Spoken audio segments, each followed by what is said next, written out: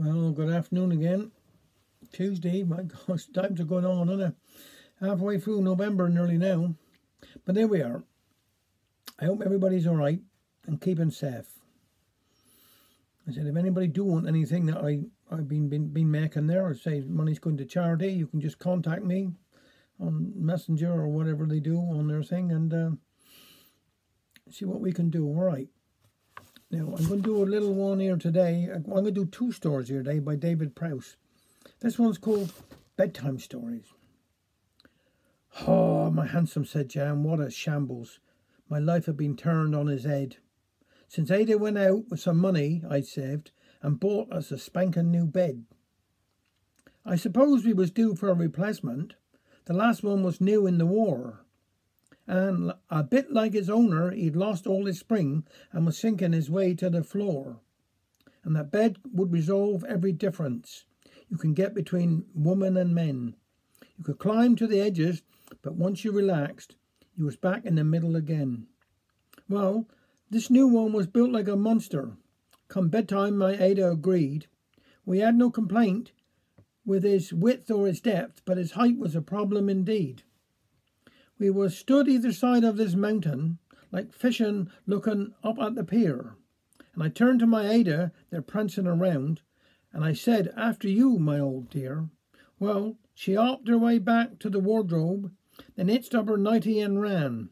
Then she dived like a salmon and grabbed for the top, and the headboard come off in her hand. Well, we could have been there for a fortnight, so I got out the steps in the end.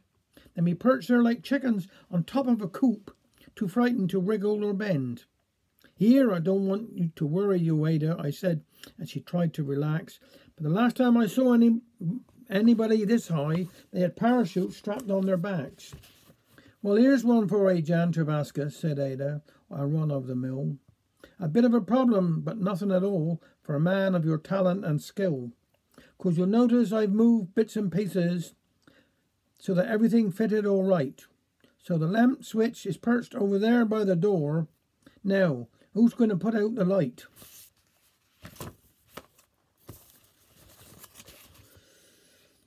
Now this here one's called Charlie. Charlie Woods was different, not a local like the rest, and he sounded like a foreigner to me, out of place amongst us as a cabbage in the corn, and I heard them use the word evacuee. Together with his sister, he had lodgings at the Cove, just city kids escaping from the bombs.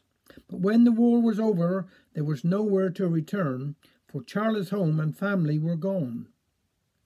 He was a boisterous but moody, not as easy lad to like, for I couldn't understand him half the time.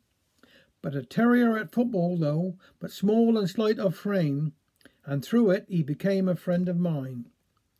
And only then it dawned on me, through things that Charlie said, how strange it must have been for him at first. He'd never seen the sea till then, nor walked upon the sand. He cried until he thought his heart would burst.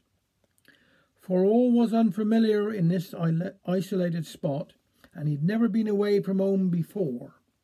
He told me how he'd lain in bed and vainly tried to sleep, with ocean rollers breaking on the shore.